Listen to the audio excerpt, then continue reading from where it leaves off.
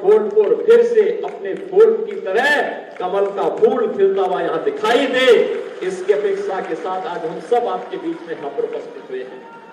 बहनों और भाइयों, आज युवाओं के लिए 15,000 युवाओं को नियुक्ति पत्र वितरण के इस कार्यक्रम के साथ भी हम जुड़े हुए हैं, जिसमें 108 कंपनियां यहां पे रोजगार उपलब्ध करवा रही हैं और साथ साथ यहां पे 510 करोड़ रुपए का ऋण वितरण 7,100 से अधिक युवाओं को और उद्यमियों को उपलब्ध करवाने का कार्य हो रहा है। तो अकेले फूलपुर के 10,000 से अधिक युवाओं को और प्रयागराज के 15,000 से अधिक युवाओं को टैबलेट और स्मार्टफोन वितरण के कार्यक्रम के साथ भी जोड़ा जा रहा है। दिनेश कुमार और इसके बाद ऋण जिन्हें प्रदान किया जा रहा है Shri Santosh Singh Indian overseas bank से और श्रीमती अर्चना जायसवाल बैंक ऑफ बड़ौदा से इन्हें ऋण दिया जा रहा है। बहुत जोरदार तालियां सभी लाभार्थियों के लिए, माननीय मुख्यमंत्री जी के लिए बहुत जोरदार तालियों का अभिवादन करती हूँ। और विभिन्न लोक कल्याण मेला स्वामी विवेकानंद युवा सशक्तिकरण योजना में युवाओं के तकनीकी सक्षमता के लिए टैबलेट और स्मार्टफोन वितरण के आज के इस कार्यक्रम और नए स्टार्टअप और नए उद्यमियों के लिए ऋण मेला के लिए और प्रयागराज और खासतौर पर फूलपुर की विकास परियोजनाओं को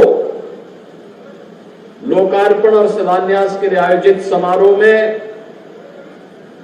प्रदेश सरकार में मंत्रिमंडल के मेरे वरिष्ठ सहयोगी, प्रदेश के औद्योगिक विकास विभाग के मंत्री श्री नंदगोपाल गुप्ता नंदी जी, तब इनको अपनी कुर्सी की चिंता थी, तब राजू पाल जैसे गरीब मारे जाते हैं, उमेश पाल जैसे मारे जाते हैं।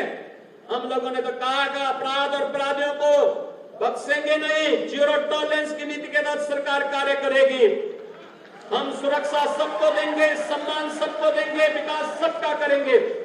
लेकिन अगर किसी ने किसी बेटी वहां चलती हुई बेटी पर हाथ डालने का दुस्साहस किया तो उसके हाथ अलग होंगे, पैर अलग होंगे, जरूर करवा देंगे।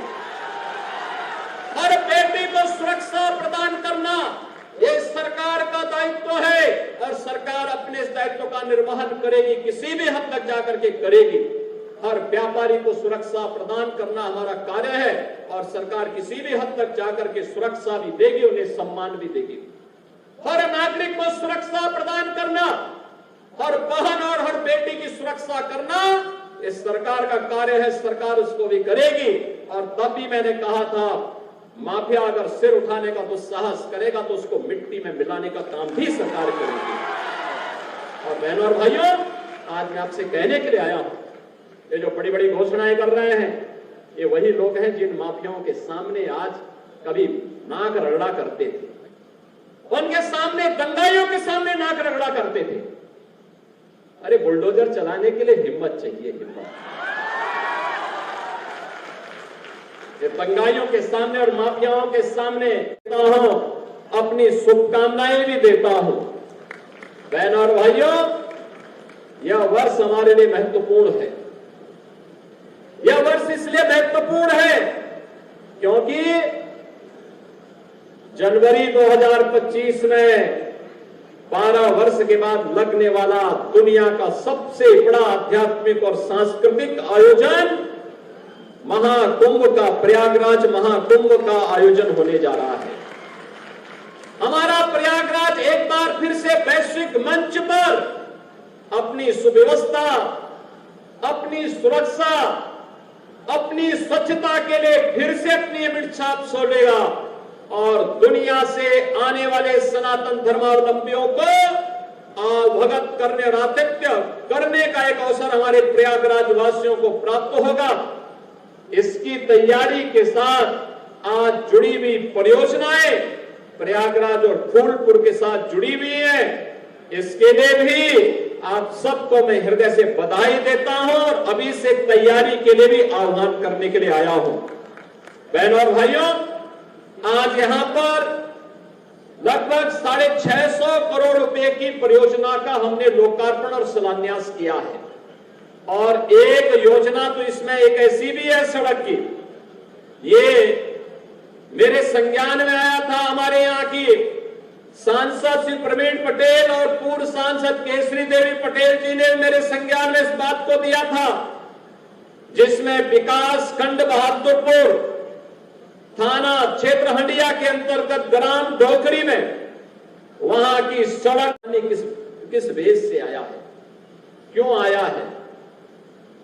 यानी होटल और धर्मशाला में भी कहीं कमरा नहीं मिलता था देश में। ये पहचान का संकट इन्हीं लोगों ने खड़ा किया था, जो आज पीडीए के नाम पर आपको गुमराह करने के लिए आए हैं।